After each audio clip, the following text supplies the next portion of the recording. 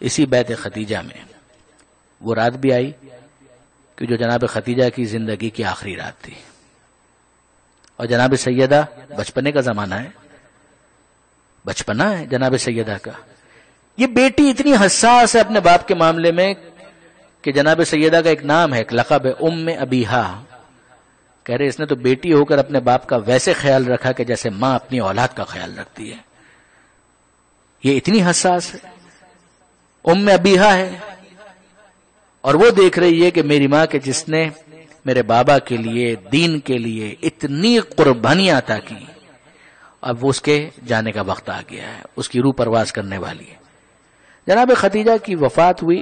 جناب ختیجہ شہادت بھی کہہ سکتے ہیں. 3 سال شیب ابی طالب کے اندر جو سختیاں بیوی نے برداشت کی ہیں، بلکہ بعض علماء تو یہاں تک کہتے ہیں کہ وہیں پر غذا کی قلت کے بعد یہ کیفیت ہو گئی تھی کہ ایک جڑی بوٹی کو بطور غذا استعمال کیا جس کے اندر بظاہر زہر تھا، کہ جس کا نتیجہ یہ نکلا کہ جناب ختیجہ کی صحت گرتی چلی گئی. اور پھر وہ شب آ گئی کہ جس کو یاد کرنے کے لیے آپ یہاں پر اس وقت موجود ہیں، کہ جناب ختیجہ سلام اللہ علیہا رخصت ہو رہی ہیں، اس دنیا سے جا رہی ہیں.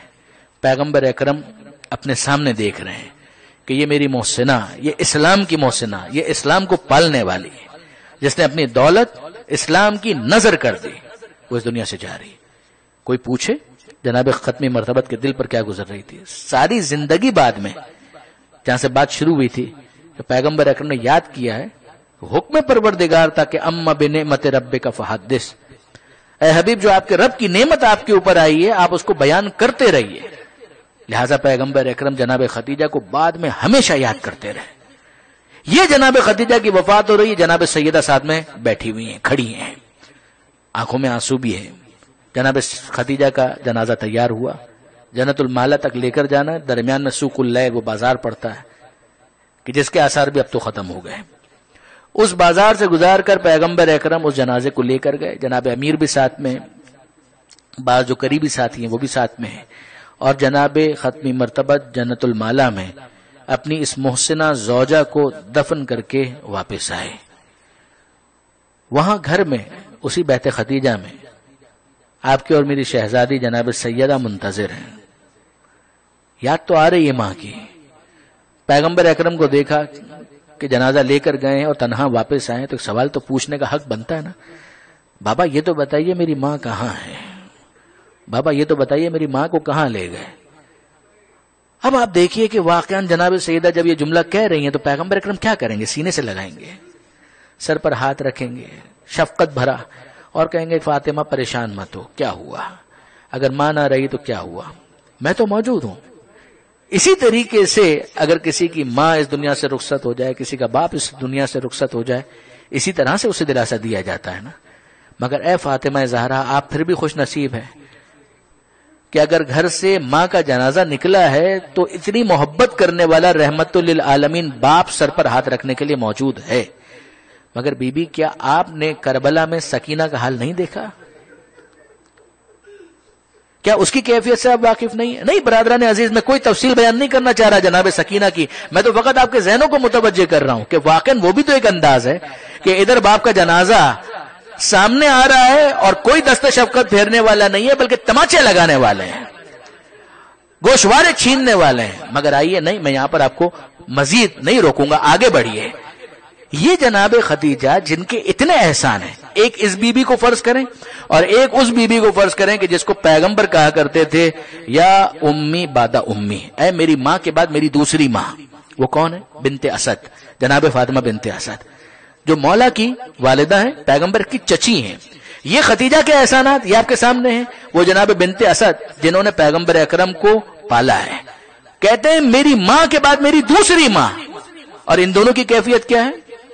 دیکھیں برادران عزیز، 2 روایتیں مجھ سے سنیے اور پھر میں آپ سے اجازت لے لوں. کتاب کا نام ہے بیت الاحزان، لکھنے والے ہیں شیخ عباس کمی. شیخ عباس کمی نے چھٹے امام کی یہ حدیث نقل کی. وہ کہتے ہیں کہ چھٹے امام نے آنسوؤں کے ساتھ ایک جملہ کہا کہ تمہیں معلوم ہے کہ قیامت کے میدان میں پہلا مقدمہ کس کا پیش کیا جائے گا؟ پہلا مقدمہ قیامت کے میدان میں کس کا پیش کیا جائے گا تمہیں معلوم ہے؟ چھٹے امام کہتے ہیں کہ وہ آنکھیں ٹھنڈی نہ ہوں جو اس روایت کو سنے اور ان آنکھوں میں آنسو نہ ہو. آپ جانتے ہیں کہ میں سخت جملے کہنے کا عادی نہیں ہوں، مگر یہ چھٹے امام کے جملے ہیں. بیت الاذان شیخ عباس قمی کہتے ہیں، لوگوں نے کہا نہیں مولا ہمیں نہیں معلوم پہلا مقدمہ کس کا پیش ہوگا. ذہن میں آتا ہے نا کہ شاید علی اکبر کا مقدمہ پہلے پیش ہوگا، عباس کا مقدمہ پہلے پیش ہوگا، خود امام حسین کا مقدمہ پہلے پیش ہوگا، مگر نہیں. چھٹے امام کہتے ہیں پہلا مقدمہ زہرا کے اس لال کا پیش ہوگا جسے اس دنیا میں زندہ آنے کا بھی موقع نہیں ملا، وہ محسن کا مقدمہ ہوگا. اور محسن کا لاشا لے کر کون آئے گا؟ محسن کا لاشا لے کر آئیں گی جناب خدیجہ اور جناب بنت اسد. یہ دونوں بیویاں کہ جن کا اسلام پر احسان ہے، رسول پر احسان ہے، یہ دونوں بیویاں اس ننھے شہید کا لاشا لے کر آئیں گی اور کہیں گی کہ اے پروردگار، کیا زہرا کے اس لال کو دنیا میں آنے کا حق نہیں ملنا چاہیے تھا؟ یعنی جناب خدیجہ کو حق ہے یا نہیں کہ وہ کہیں کہ اے پروردگار میں نے اپنا سب کچھ تیرے دین پر نثار کر دیا، کیا امت کو یہی سلوک کرنا چاہیے تھا میری زہرا کے محسن کے ساتھ؟ اسے زندہ بھی اس دنیا میں نہیں آنے دیا گیا. مالک اس مقدمے کا فیصلہ ہم چاہتے ہیں. جناب بنت اسد کہیں گی گویا کہ اے پروردگار تیرا حبیب مجھے اپنی ماں کہا کرتا تھا، میرے علی کے لال کے ساتھ یہی ہونا چاہیے تھا. جناب بنت اسد اور جناب خدیجہ یہ مقدمہ پیش کریں گے. مگر اب سوال ذہن میں آتا ہے کہ محسن کا لاشا تو زہرا کے ہاتھ میں ہونا چاہیے تھا. یہ مقدمہ یہ تو جناب سیدہ کو پیش کرنا چاہیے تھا. یہ جناب خدیجہ اور جناب بنت اسد یہ مقدمہ پیش کر رہی ہیں تو جناب سیدہ کیوں لے کر نہیں آئیں؟